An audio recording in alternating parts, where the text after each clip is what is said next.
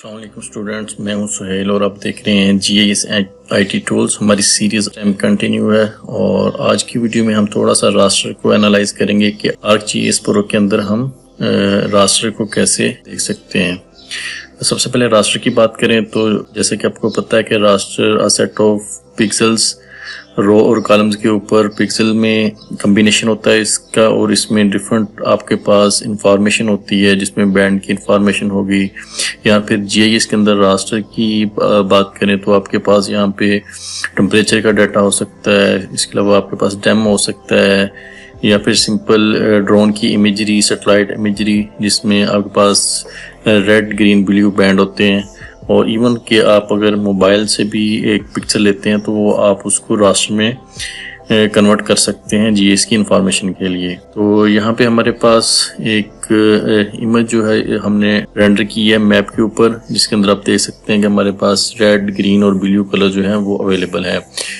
और इस टाइम ये रास्टर इमेज जो है ये फुली ऑर्थो रेक्टिफाइड है। आप देख सकते हैं कि यहाँ पे हमारे पास अगर स्ट्रीट जो है वो रेक्टिफाइड है, इसी तरह बिल्डिंग जो है वो हमें यहाँ पे नज़र आ रही है कि हाफ बिल्डिंग जो हमारी इमेजरी के अंदर है और ठीक उसी के साथ उसका हाफ पार्ट जो है वो नज़र आ रहा है। तो ये एक फुली रेक्टिफाइड इमेज है आपके पास। ये इस प्रो के अंदर बेसिक कंसेप्ट जो है रास्टर के उसको इम्प्लीमेंट करने के साथ साथ एडवांस लेवल तक इसकी कर सकते हैं। सबसे पहले हम इसमें देखें इमेजरी के अंदर, अगर आपके पास ऑर्थो रेक्टिफाइड इमेज नहीं है तो आप एक रॉ इमेज लेके उसको ऑर्थो रेक्टिफाइड कर सकते हैं। अभी हमारे पास इसके लिए यहाँ पे एक न्यू वर्क स्पेस का टैब नज़र आ रहा है। जैसे मैं इसके ऊपर क्लिक करूँगा मेरे पास वर्क स्पेस का नेम है, हम कुछ भी नाम रख देते हैं।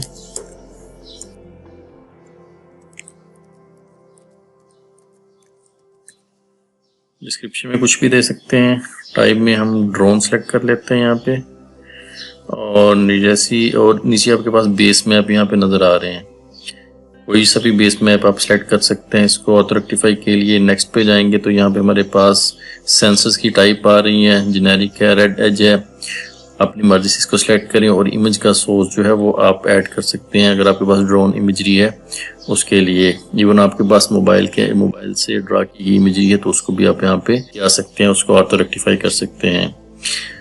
बैक जाएं और अगर हम इसको ड्रोन की यहाँ पे सैटेलाइट सेट करते हैं और नेक्स्ट में अगर हम सेंसर टाइप में देखते हैं तो आप देख सकते हैं हमारे पास बैंड जो है उनकी क्वांटिटी भी बढ़ गई है अकॉर्डिंग टू सैटेलाइट्स। हमारे पास जो बैंड अवेलेबल होते हैं तो आप अपनी मर्जी से बैंड भी सिलेक्ट कर सकते हैं इसके टाइप, और यहाँ से सोर्स सेट करके इमेजरी इंपोर्ट कर सकते हैं। रॉ इमेजरी जो आपके पास है, उसके अलावा आपके पास यहाँ पे स्पेशल रेफरेंस कर सकते हैं जिसको आपने रेफरेंस सेट करना है।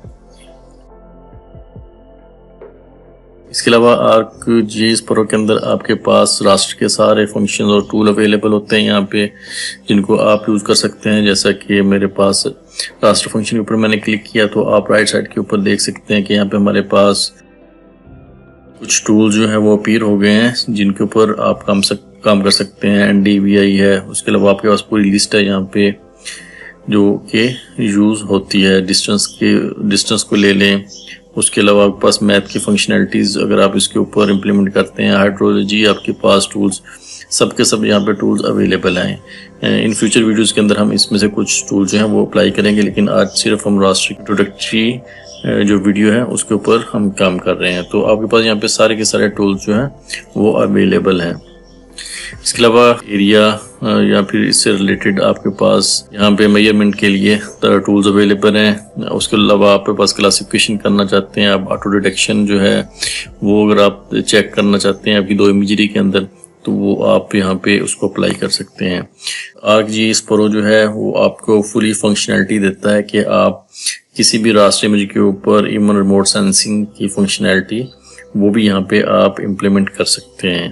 रास्टर डाटा सेट के अंदर हमारे पास डिफरेंट फॉर्मेट के अंदर अब ECW फॉर्मेट है जो कि फुली कंप्रेस्ड फॉर्मेट में आपके पास अवेलेबल होती है। मैंने फाइल्स आपसे शेयर की थी, उसमें डाटा फोल्डर के अंदर अगर रास्टर में जाएं तो यहाँ पे मेरे पास ECW के अंदर 4 फाइल्स हैं। इसको मैं ड्रैग करूंगा अपने प्रोजेक्ट के अंदर। जैसे आप इसको ड्रैग करेंगे तो ये आपसे पूछ रहा है कि आप कैलकुलेट स्टैटिस्टिक्स करना चाहते हैं तो आप नो कर दें। This is very important for analysis, लेकिन इस वीडियो में हम एनालिसिस कुछ नहीं करने जा रहे तो इसलिए ज़रूरत नहीं है।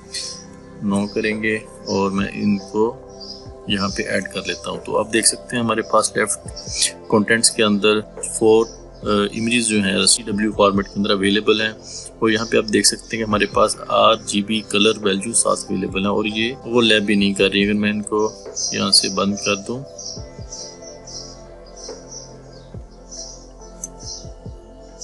ये हमारे पास इमेज यहाँ पे अवेलेबल है।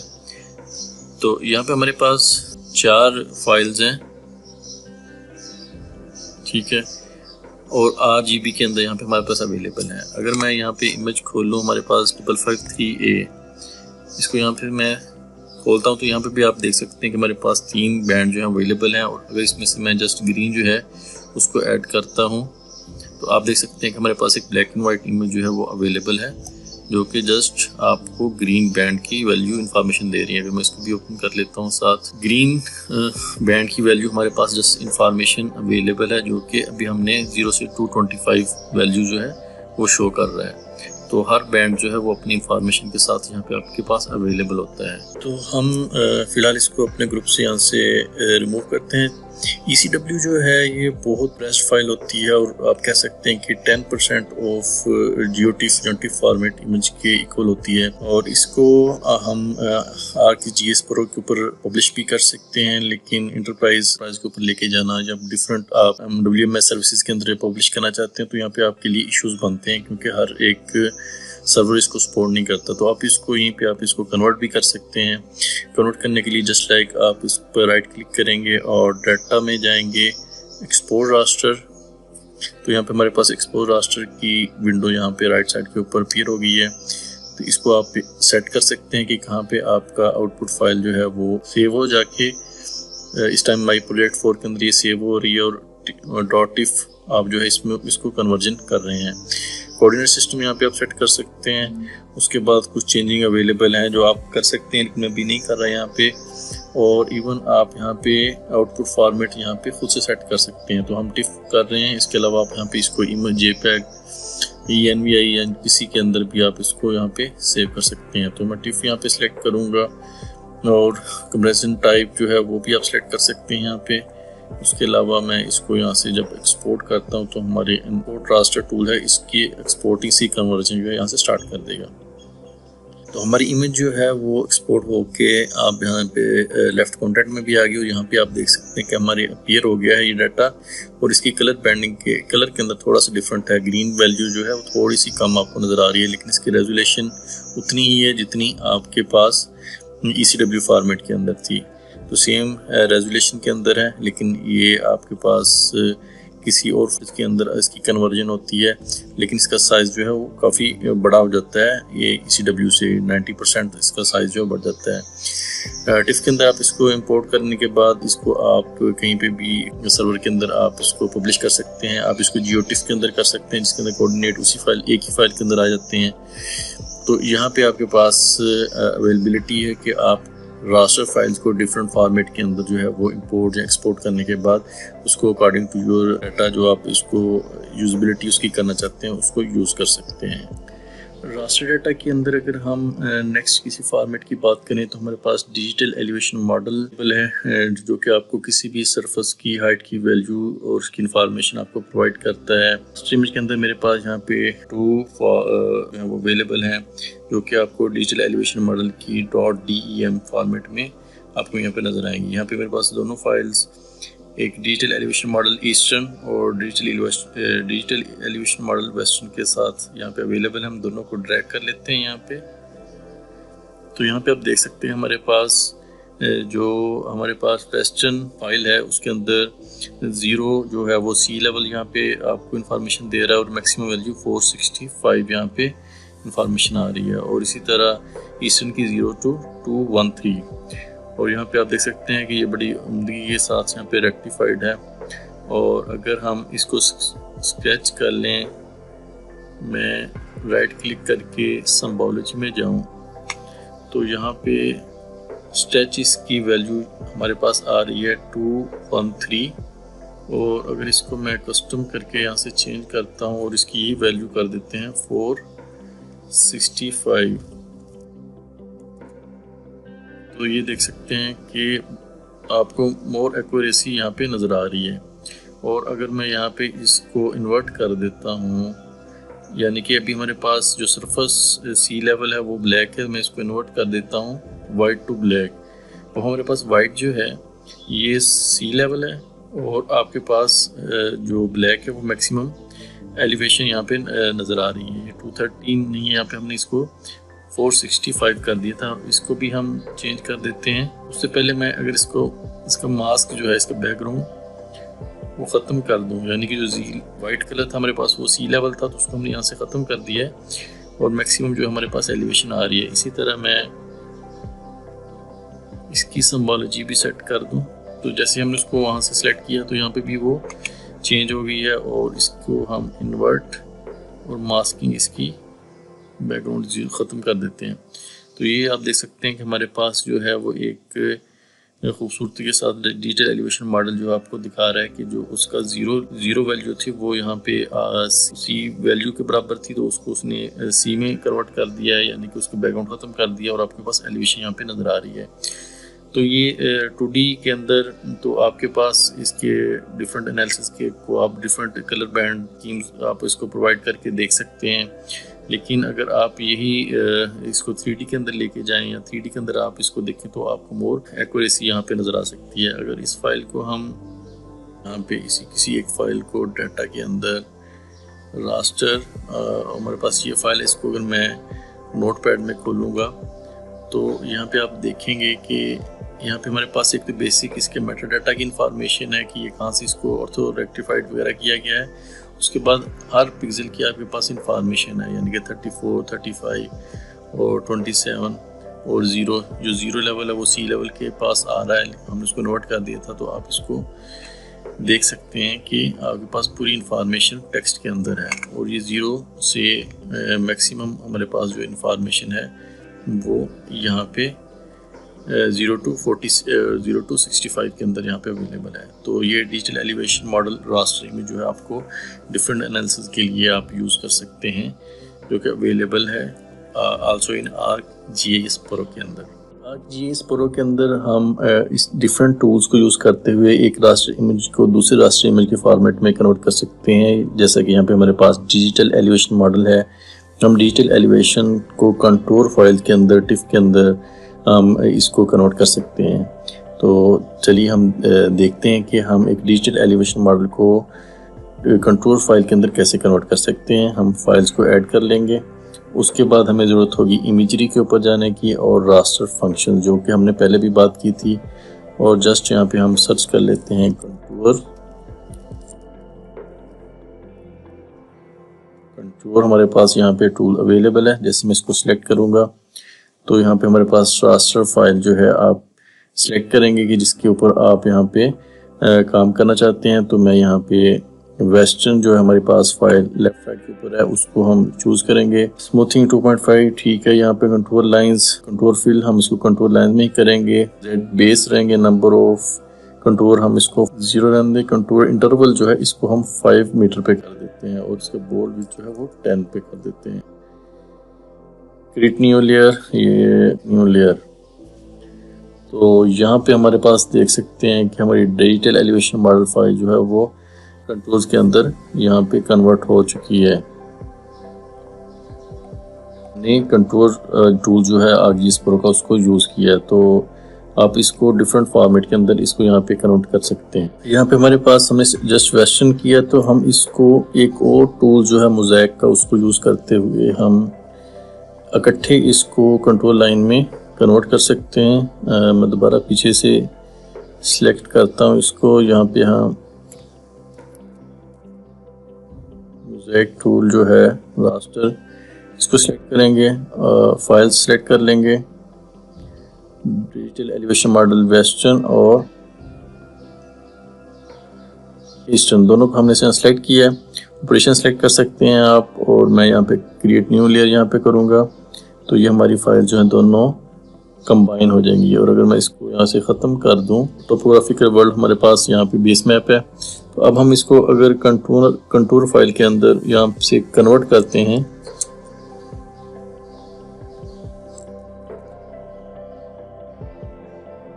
इसके ऊपर हमने मेथड अप्लाई करना था और यहाँ पे मैंने इसको दोबारा से 5 और 10 क्रिएट न्यू लेयर, और यहाँ पे मेरे पास एक न्यू कंट्रोल फाइल जो है वो कंप्लीट अवेलेबल है। यहाँ पे मैं इसको ख़त्म कर देता हूँ, तो ये मेरे पास फाइल अवेलेबल है। और अगर मैं यहाँ से इमेजरी चेंज कर दूँ मैप, बेस मैप और इमेजरी, तो यहाँ पे आप देख सकते हैं कि हमारे पास कंप्लीट ईस्टर्न वेस्टर्न फाइल जो है उसको हमने कंट्रोल फाइल के अंदर इसको कन्वर्ट किया है।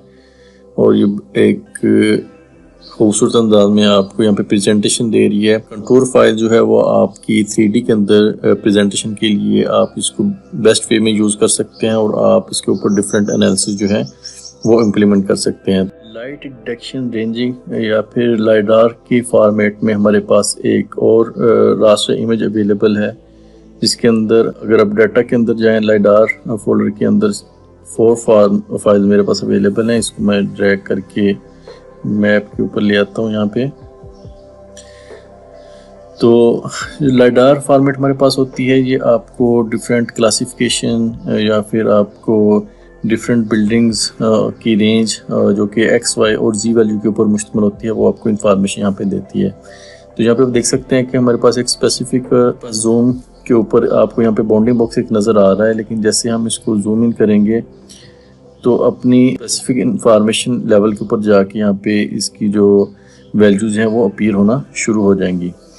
तो यहाँ पे हमारे पास डिफरेंट डॉट्स के अंदर वैल्यूज़ अवेलेबल हैं, और अगर मैं इसको यहाँ से खोल लूँ किसी एक को, तो ये हमारे पास रेंजेस जो है वो अवेलेबल हैं, जो कि आप 97 टू या फिर -112.12 से 97 मैक्सिमम की तरफ आपको यहाँ पे नज़र आ रही है। तो ये भी रास्टर एक आपके पास वैल्यू यहाँ पे अवेलेबल है।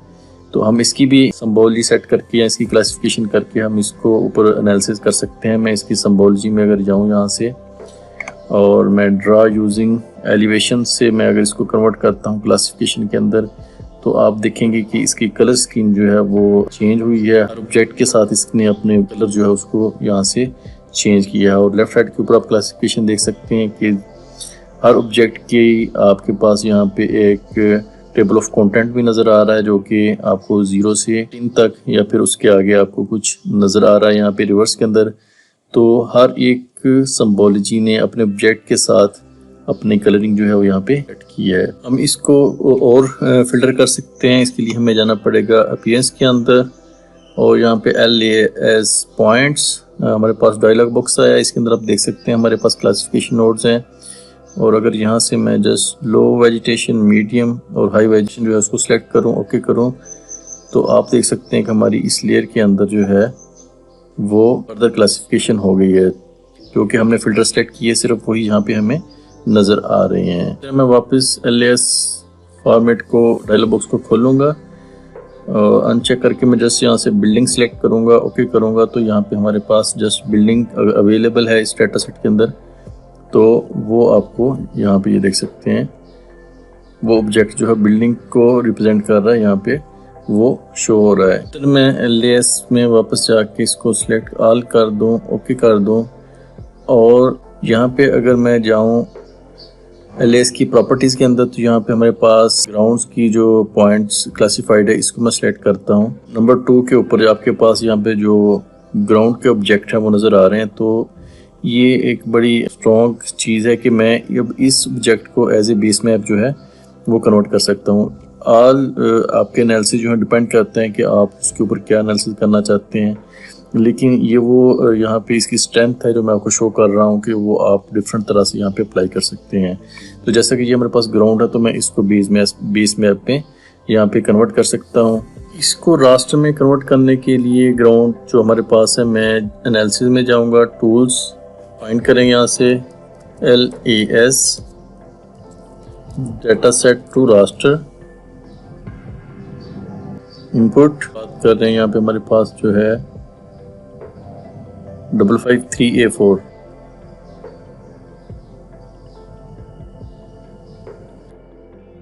और यहाँ पे मैं इसको रीनेम कर देता हूँ